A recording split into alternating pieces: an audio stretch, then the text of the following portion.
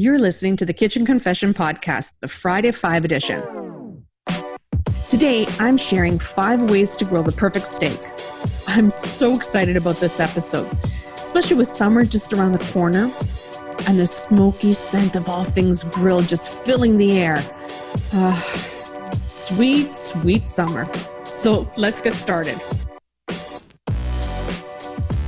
When you're a carnivore like myself, the feelings you get, like from a perfectly grilled steak, it's, for me, okay, the best way I can describe it, it's comparable to finding a loose $20 bill in the pocket of your jacket from last fall. So let's dive into step number 1 of how to grill the perfect steak. So we're starting with, obviously, choosing your steak for grilling. You can grill any cut of meat, but the higher the grade the meats are, is what I would suggest. It's a better option. But again, grill whatever you'd like. So I'm going to give you a couple of options of higher grade meats. We're going to start with tenderloin, otherwise known as filet mignon, filet steak, beef filet. Here are the deets on this one. It has a soft texture, it's got a subtle flavor, and it's leaner than most other tender cuts. But the key to this one is try not to overcook the steak. It's best cooked to medium. Now, this wouldn't be the perfect steak for me because I'm more of a medium well, which I just started eating. I used to be a well done kind of girl. Shh, don't tell anyone. Which leads me to my next, ribeye, aka rib steak, cowboy steak. Now, it's cowboy steak if the bone is attached. And here are the deets on this one. Extensive marbling in this cut of meat. So, you know those white lines that kind of run through each cut? That's what the marbling is. And it gives this its juiciness and flavor to this ribeye. Next would be the top sirloin, otherwise known as center cut sirloin, cap steak. It's less expensive than tenderloin or ribeye, but full of flavor and delivers on tenderness probably more than many of the pricier options. It's a great pocket saver, this one. Next would be the strip loin, aka New York strip steak. This cut, along with the first two, it's a bit of a splurge, but definitely worth it.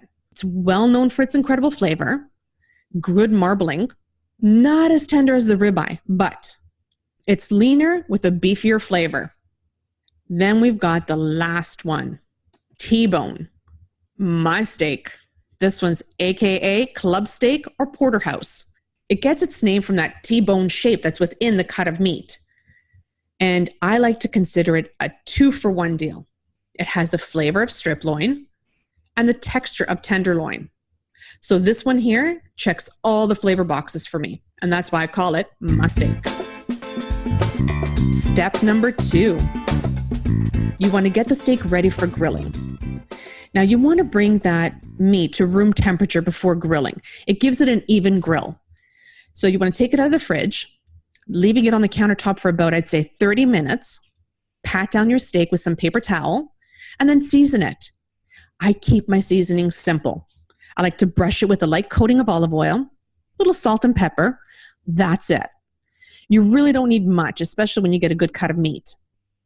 Now, again, you can omit the olive oil if that's your choice and squeeze a little bit of lemon over top. Choice is yours. Step number 3 would be marinating the steak. I want you to remember this. Marinades add flavor, and they're not for tenderizing. So you can use marinade on flank steak, chuck steak, and I would say, it's unnecessary for a higher end cut of meat because they do have a lot of flavor built into them. But again, your choice. And to marinate these steaks only need about 2 to 3 hours in the marinade to get that flavor infused into the meat. Step number 4. Prepare your grill. Now, always want to start with a clean grill. So when you've barbecued, before you cover it up and turn everything off for the night, you want to clean that grill. So this way you have a nice clean grill the next time you go. Fire up your grill, bring it to a high heat. So an easy test is to hold your hand, I'd say about an inch over the grill grate for about a second, because it's probably as long as you'll be able to hold it. And if it feels too hot where you have to pull your hand away, your grill's ready. That's a hot temp grill. You also want to keep half of your grill at a medium heat. So this way, when you've done searing your steaks, you can move them over to that medium heat setting and continue cooking. So to do this, you want to just lower the burner on the other side of the grill. Step number 5.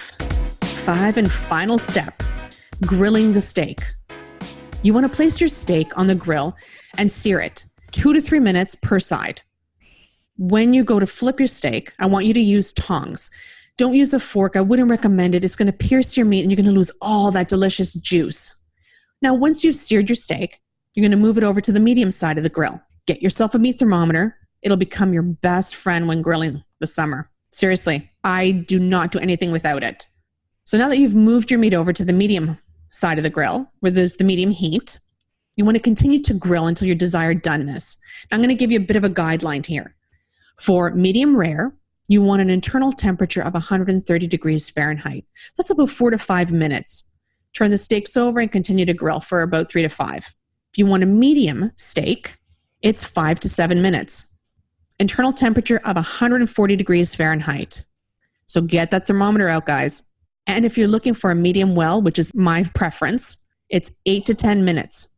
150 degrees Fahrenheit internal temperature. Kitchen Confessioners, I hope you enjoyed today's episode. I can't tell you how overjoyed I am to be able to share these stories with all of you. Thank you for listening in and sending you all a pinch of patience, a dash of kindness, a spoonful of laughter, and a heaping tablespoon of love. Connect with me at kitchenconfession.com. And while you're there, don't forget to sign up for the newsletter and receive free recipes directly into your inbox. I'd like to thank producer and editor Matt Agnew, and our music today came from taketones.com. See you at the next episode.